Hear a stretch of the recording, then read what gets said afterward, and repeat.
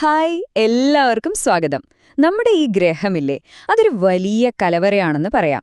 നമ്മൾ ദിവസവും ഉപയോഗിക്കുന്ന, കാണുന്ന, അനുഭവിക്കുന്ന ഒട്ടുമിക്ക എല്ലാ സാധനങ്ങളുടെയും ഉറവിടം എവിടെയാണെന്ന് എപ്പോഴെങ്കിലും ചിന്തിച്ചിട്ടുണ്ടോ? ഇന്ന് നമ്മൾ ആ ഒരു രഹസ്യത്തിലേക്കാണ് ഇറങ്ങിച്ചെല്ലാൻ പോകുന്നത്. ഒരു നിമിഷം ഒന്ന് ആലോചിച്ചു നോക്കിയേ. നിങ്ങളുടെ കയ്യിലുള്ള ഫോൺ, നിങ്ങൾ കഴിക്കുന്ന ഭക്ഷണം, പിന്നെ നിങ്ങൾ താമസിക്കുന്ന വീട്. ഒറ്റ നോട്ടത്തിൽ ഒരു ബന്ധവുമില്ലെന്ന് തോന്നാം, അല്ലേ? പക്ഷെ ഈ മൂന്ന് കാര്യങ്ങളെയും തമ്മിൽ ബന്ധിപ്പിക്കുന്ന ഒരു പൊതുവായ ഘടകമുണ്ട്. എന്തായിരിക്കും അത്? ഉത്തരം വളരെ സിമ്പിളാണ്, പക്ഷെ നമ്മൾ അത്രയൊന്നും ആലോചിക്കാത്തൊരു കാര്യമാണ്.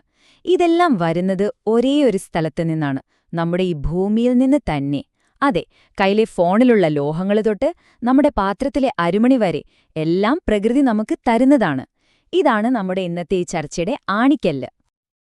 അപ്പോ പ്രകൃതി തരുന്ന ഈ സമ്മാനങ്ങളെപ്പറ്റി നമുക്ക് കുറച്ചുകൂടി അടുത്തറിയാം, അല്ലേ? എന്താണ് ഈ പ്രകൃതി വിഭവങ്ങൾ എന്ന് പറഞ്ഞാല്? വളരെ ലളിതമായി പറഞ്ഞാൽ, നമുക്കുപയോഗിക്കാൻ പറ്റുന്ന, പ്രകൃതിയിൽ കാണുന്ന എന്തിനേയും ഒരു വിഭവമെന്ന് വിളിക്കാം.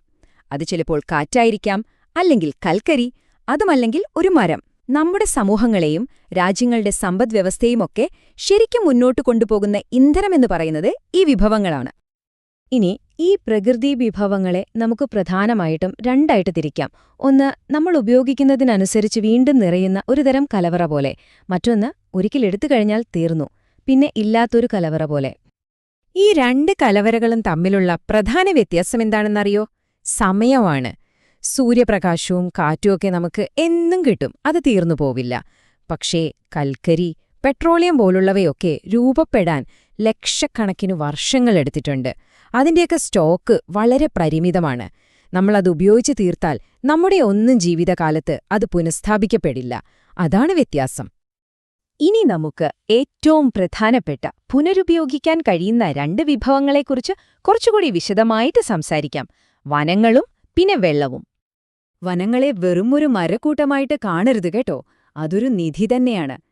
ആലോചിച്ചു നോക്കിയേ, നമ്മുടെ വീടുകൾ, ഫർണിച്ചറുകൾ, പുസ്തകങ്ങൾ, എന്തിനേറെ അടുക്കളയിലെ സുഗന്ധവ്യഞ്ജനങ്ങളും ചില ജീവൻ രക്ഷാ മരുന്നുകളും വരെ വരുന്നത് ഈ പച്ചപ്പിൽ നിന്നാണ്.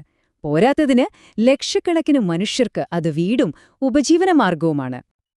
പക്ഷേ ഇത്രയും അമൂല്യമായ ഈ സമ്പത്ത് ഭയാനകമായൊരു ഭീഷണി നേരിടുന്നുണ്ട്. അതാണ് വനനശീകരണം. നമ്മുടെ ആവശ്യങ്ങൾക്കായി ഈ ഹരിതകവചം വെട്ടിമാറ്റുമ്പോൾ നമ്മൾ ഇല്ലാതാക്കുന്നത് കുറച്ചു മരങ്ങളെ മാത്രമല്ല, നമ്മുടെയെല്ലാം ഭാവിയെ കൂടിയാണ്. അപ്പോ എന്തുകൊണ്ടാണ് ഈ വനങ്ങളൊക്കെ ഇത്രയധികം വേഗത്തിൽ അപ്രത്യക്ഷമാകുന്നത്?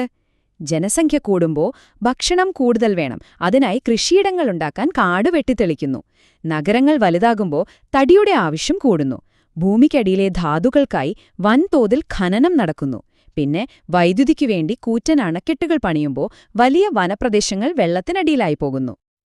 ഓക്കെ, വനങ്ങൾ ഭൂമിയുടെ ശ്വാസകോശങ്ങളാണെങ്കിൽ ജലം അതിന്റെ ജീവനാഡിയാണ്.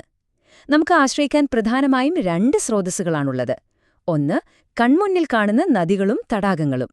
പിന്നെ കണ്ണിന് കാണാനാവാത്ത ഭൂമിക്കടിയിലെ വലിയ ജലശേഖരവും.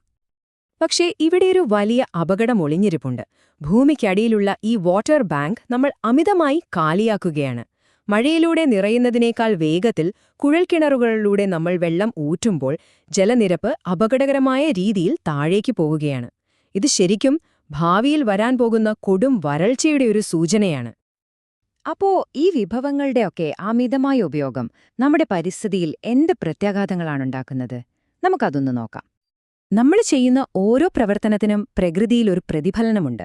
ഖനനത്തിനായി ഒരു മലയിടിക്കുമ്പോൾ അവിടെയുള്ള വനം മാത്രമല്ല നശിക്കുന്നത്, അടുത്തുള്ള പുഴയും വിഷമയമാകുന്നു. കൂടുതൽ വിളവ് കിട്ടാനായി രാസവളങ്ങൾ ഉപയോഗിക്കുമ്പോൾ ആ വിഷം മണ്ണിലൂടെ ഇറങ്ങി നമ്മുടെ കുടിവെള്ളത്തിൽ വരെ കലരുന്നുണ്ട്. ഒരൊറ്റ അണക്കെട്ട് മതി ഒരു ആവാസവ്യവസ്ഥയെ മുഴുവനായി ഇല്ലാതാക്കാൻ. ഒരു വനം നശിക്കുമ്പോൾ അവിടെയുള്ള മരങ്ങൾ മാത്രമല്ല ഇല്ലാതാകുന്നത്, എണ്ണമറ്റ ജീവജാലങ്ങളുടെ വീടാണ് അതോടൊപ്പം നഷ്ടപ്പെടുന്നത്.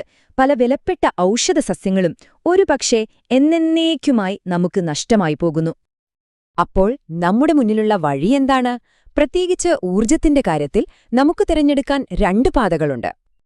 ആദ്യത്തേത് നമുക്ക് പരിചിതമായ ആ പഴയ പാതയാണ്. അതായത് ഒരിക്കൽ തീർന്നുപോകുമെന്ന് ഉറപ്പുള്ള ഫോസിൽ ഇന്ധനങ്ങളെ ആശ്രയിക്കുക. ഈ പാത നമ്മുടെ ഗ്രഹത്തെ മലിനമാക്കുകയും കാലാവസ്ഥയെ ആകെ തകിടം മറിക്കുകയും ചെയ്യുന്ന ഒന്നാണ്. രണ്ടാമത്തേത് അതാണ് പുതിയ പാത. അതായത് ഒരിക്കലും തീരാത്ത, പരിസ്ഥിതിക്ക് ദോഷം ചെയ്യാത്ത സൗരോർജ്ജം, കാറ്റിൽ നിന്നുള്ള ഊർജ്ജം എന്നിവയെ ആശ്രയിക്കുക. ഇതാണ് സുസ്ഥിരമായ ഒരു ഭാവിയിലേക്കുള്ള വഴി. ഒന്നാലോചിച്ചു നോക്കൂ, ഈ ഭൂമി നമുക്ക് വേണ്ടതെല്ലാം നൽകുന്നുണ്ട്. പക്ഷെ നമ്മൾ തിരികെ എന്തു നൽകുന്നു?